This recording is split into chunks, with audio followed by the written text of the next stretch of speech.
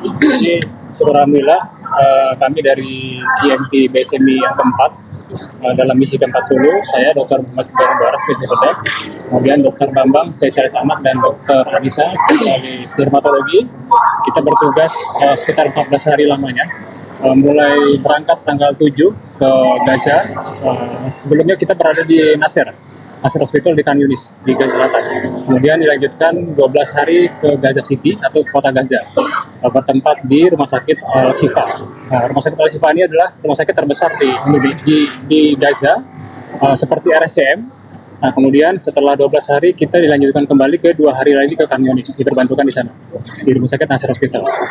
Untuk gambaran di sana, seperti saya bedah, saya standby 24 jam di emergency room atau di UGD sekaligus di kamar operasi. Nah, untuk Dr. Bambang, beliau di rumah sakit khusus anak, namanya Rantisi, tapi masih berada di daerah Gaza City. Demikian juga Dr. Anissa, spesialis dermatologi, beliau diperbantukan juga di jejaringnya Rumah Sakit Al-Shifa, khusus untuk di bagian dermatologi di klinik.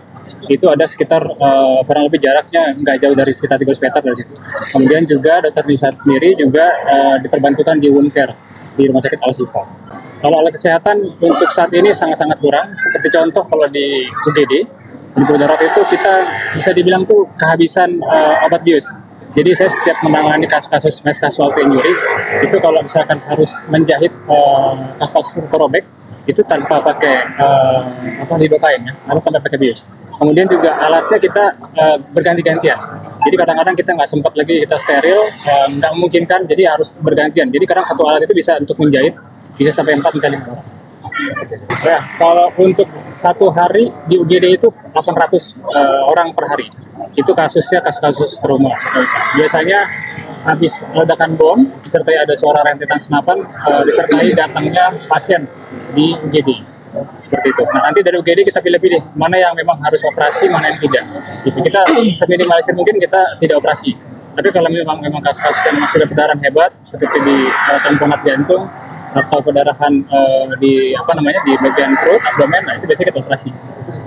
Kalau alat dan bahan operasi medis secara umum ya, baik itu khususnya yang di Uniko darurat, itu saya nggak tahu prediksi sampai kapan, berapa lama lagi bertahan, tapi yang pasti sudah mulai berkurang. Seperti contoh, sekarang kita melakukan operasi ileostomi, dikeluarin ususnya. Nah itu nggak ada kolostoma bag. Jadi mau nggak mau tuh material yang ada di ususnya itu ya berhamburan gitu. Nah jadi itu kan jadi infeksi ya kemana-mana gitu. Nah itu jadi infeksi dan ruang kamar operasi pun juga sangat miris karena di sana banyak lalat. Jadi kita pasang kayak stick kayak kalau kita ke warung-warung makan tuh ada stick untuk menghinggap alat ya gitu. Jadi sampai segitunya. Jadi operasi pun kadang-kadang kita juga dikerubungkan alat gitu. Jadi info terakhir bahwasanya Israel mengangkat semua relawan medis internasional termasuk BSMI dan lain-lain, bisa dibilang kami ini yang terakhir. Nah, sampai kapan kita kurang tahu. Sampai kapannya kemungkinan Oktober mungkin ya atau Desember.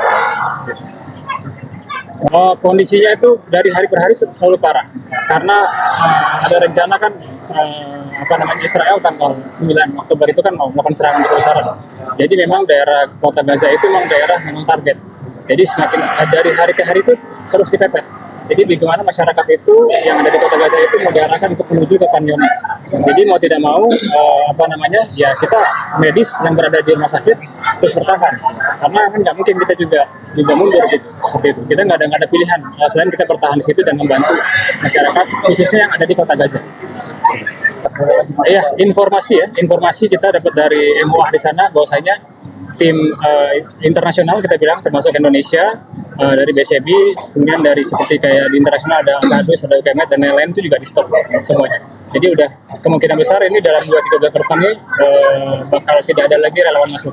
Dan itu juga sudah didengar oleh masyarakat di kota Gaza dan kalau kata mereka biasanya itu sebuah kode. Kalau misalkan medis ditutup, bisa dibilang ya mereka jadi khawatir. Khawatirnya adalah berarti akan ada upaya untuk masuk dari tentara Israel.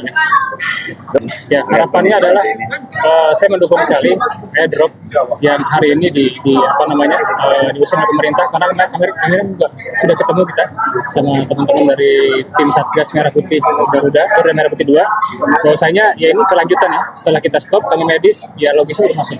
Memang kontroversi sebenarnya di kalangan masyarakat Kota Gaza, sebagian menganggap itu tidak perlu gitu loh, karena umumnya rata-rata yang mengambil penjara ataupun menjadi berebutan dan bisa berkelahi antar mereka. Tapi menurut saya tidak ada pilihan melihat blokade sudah di mana-mana, di Rafah juga sudah tutup dan juga di wilayah Gaza juga sudah tutup. Jordan mau tidak mau ya langkah solusinya itu adalah melalui airdrop.